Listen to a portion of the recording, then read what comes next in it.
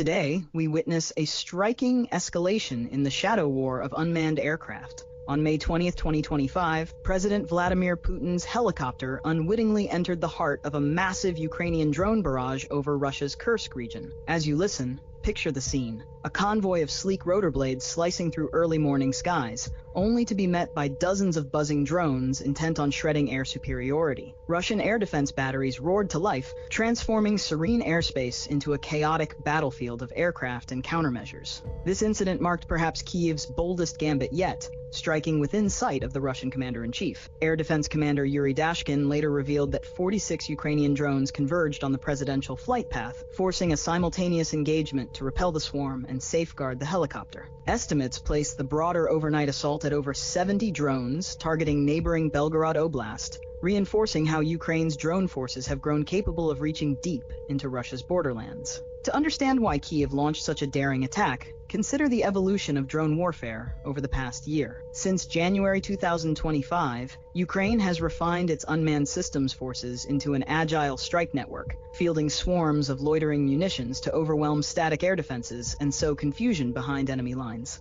On April 9th, it deployed 158 drones in a coordinated strike on multiple airbases, including Orenburg and Engels 2, demonstrating range and coordination that Moscow once believed impossible. As Act 1 ends, the battlefield has expanded beyond trenches and artillery lines into every layer of the sky. Kyiv's drone forces have proven they can imperil the Russian president himself. Moscow has shown it can retaliate with unprecedented scale. You're now immersed in a contest for airspace supremacy, where the stakes include not only military installations, but political theater and psychological warfare. Meanwhile, Russia scrambled to counter this asymmetric threat by forming the Russian Unmanned Systems Forces in early 2025. With regiments dedicated to electronic warfare, reconnaissance, and direct strikes, Moscow has sought to match Ukraine drone for drone. Yet those same defenses were put to the test over Kursk, where air defense units juggled intercepting inbound drones while maintaining safe corridors for the presidential helicopter. Dashkin admitted air defenders were simultaneously engaged in an air battle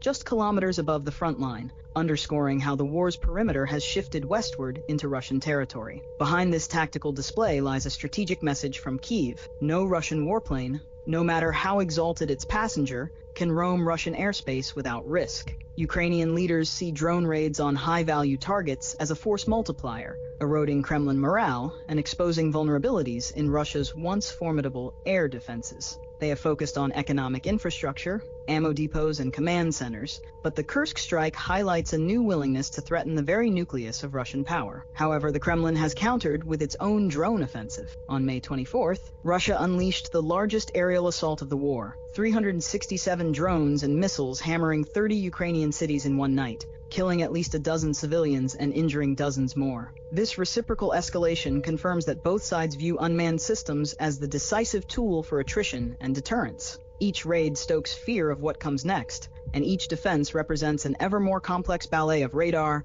electronic jamming, and kinetic intercepts. The sky has become the new front line, but the real battleground unfolds on the ground below. Ukraine's commanders have woven drone strikes into combined arms assaults, turning unmanned aircraft into spotters, assault teams, and supply interdiction tools in a single operation. In late 2024, Kyiv's drone crews systematically struck Russian oil refineries, knocking out up to 10% of Russia's gasoline output and creating cascading logistics shortages for frontline units. These strikes forced Russian commanders to reroute convoys hundreds of kilometers inland, stretching vulnerable supply lines and inviting Ukrainian ambushes. To exploit these weaknesses, Ukrainian brigades now integrate loitering munitions with indirect fire. A forward-deployed FPV drone spots a column of Russian trucks 5 kilometers from the front line. Within minutes, a 155mm howitzer battery rains shells on the convoy, while kamikaze drones dive through sandbag defenses to finish the job. This sensor-to-shooter link has reduced target acquisition times by over 70%, according to a CSIS study on post-war force structure.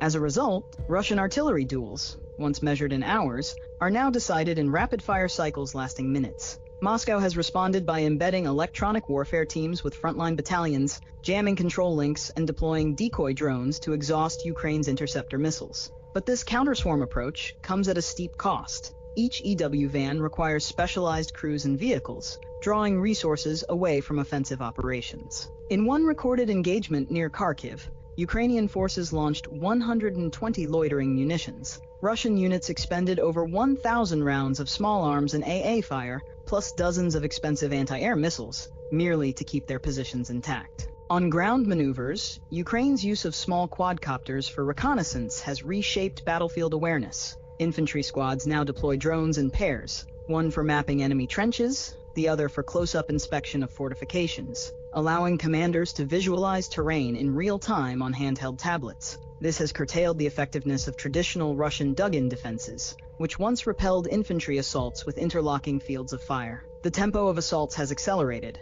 Rotating drone teams sweep corridors ahead of storm groups, identifying minefields and pinpointing machine gun nests before soldiers ever cross the wire. Yet, Russia's own drone innovations cannot be overlooked. The Kremlin's Shahed program has evolved into a low-cost saturation force, launching volleys of 50 to 100 kamikaze drones simultaneously against Ukrainian lines. These cheap, mass-produced drones can overwhelm short-range air defenses, forcing Kiev to ration its limited manpad stocks. To counter this, Ukraine has experimented with rapid-fire 30mm cannon systems adapted from Soviet-era BMP-2s, creating mobile drone kills platoons, tasked solely with shooting down incoming swarm attacks before they reach the rear echelons. The shifting front line itself tells the tale. Since March 2025, the line of contact has drifted westward by more than 30 kilometers in Belgorod and Kursk oblasts, marking the deepest Russian retreat since 2022. This pullback reflects not only kinetic setbacks, but also Moscow's recognition that its static defenses cannot withstand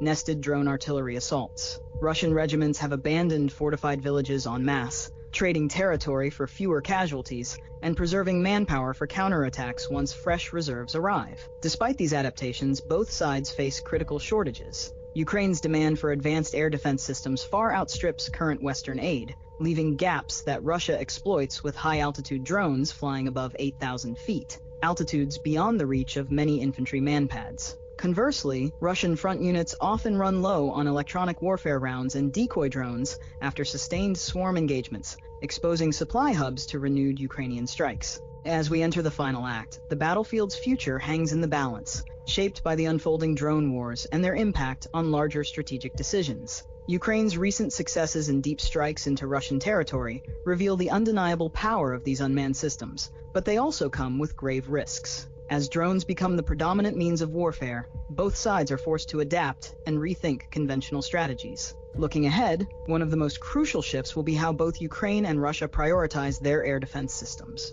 Ukraine's ability to carry out these high-risk operations, such as the Kursk drone strike, hinges on its ability to neutralize Russian air superiority and counteract advanced surface-to-air missile systems. Without modern systems like the Patriot or NASAMS, Ukraine is forced to rely on lesser means, including fielding increasingly sophisticated drone interceptors and relying on the limited availability of Western missile defense systems. Still, even with these advancements, Kiev's air defense network is struggling to keep pace with the constant barrage of Russian missiles and drones, leaving critical infrastructure vulnerable to attacks that target everything from military installations to energy grids and logistics hubs. Meanwhile, Russia has responded by further integrating its air defense layers into a more robust multi-domain network, blending manned and unmanned aircraft with its ground-based systems. The use of drones in defense of critical sites like the Kremlin and major military airfields has become commonplace. These unmanned interceptors can target enemy aircraft long before they reach the high-value targets,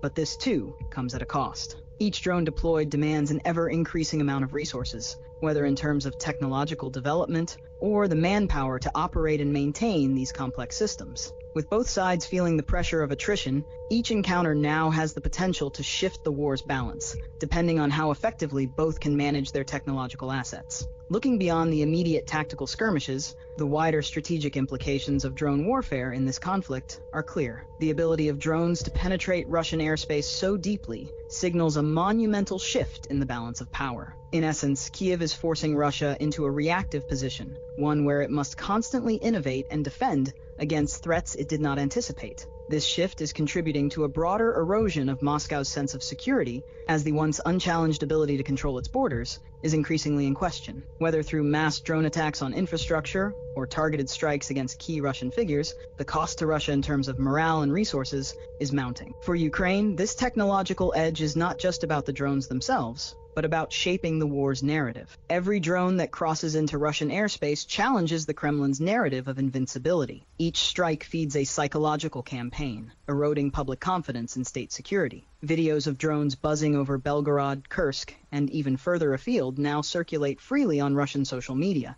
many showing explosions near civilian areas, others featuring the eerie whine of drones overhead. These clips are part of a new information front where perception becomes a weapon, and every successful strike emboldens Ukraine's supporters while unsettling Moscow's domestic audience. Inside the Kremlin, this has sparked increasing paranoia. Reports from leaked Russian intelligence suggest that senior military officials are under pressure to rapidly decentralize air defense coordination, shifting command structures to field-level officers in anticipation of more complex, multi-vector drone attacks. This mirrors Ukrainian tactics, where autonomy at the battalion level has proven essential in fluid battlefield environments. Yet for Russia's more rigid chain of command, such decentralization creates friction. Older officers trained in Cold War doctrines now find themselves navigating a digital war they were never prepared for, one where a $500 drone can cripple a $5 million radar array. Meanwhile, international actors are watching closely. NATO commanders now cite Ukraine's drone campaign as a blueprint for future hybrid conflicts.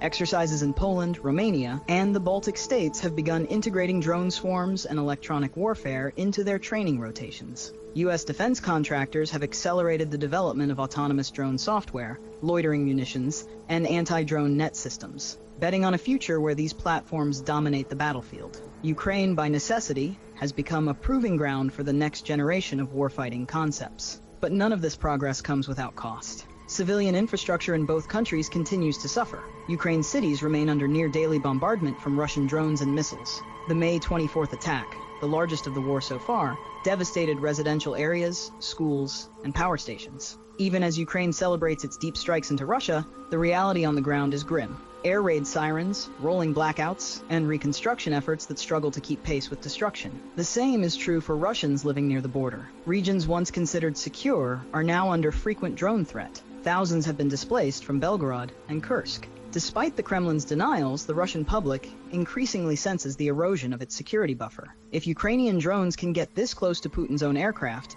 many wonder, what else can they reach? This is the world we now inhabit, a battlefield of circuits and propellers, where the hum of an electric motor signals danger as much as a missile launch once did. The Kursk incident was not a one-off, it was a threshold moment. The future of warfare has arrived, not with the thunder of tanks, but with the persistent buzz of drones swarming across borders, rewriting the rules of engagement in real time. As this drone war deepens, the question isn't whether these systems will dominate the battlefield. They already have. The real question is, who can adapt faster, strike deeper, and sustain the pressure longer in a war where the front lines are fading and the battlefield is everywhere? Because in this new era, survival depends not just on strength, but on speed, precision, and the relentless innovation of machines that never sleep. Thank you for watching, and if you found the video helpful, put a like below and subscribe. See you on the next one. Peace.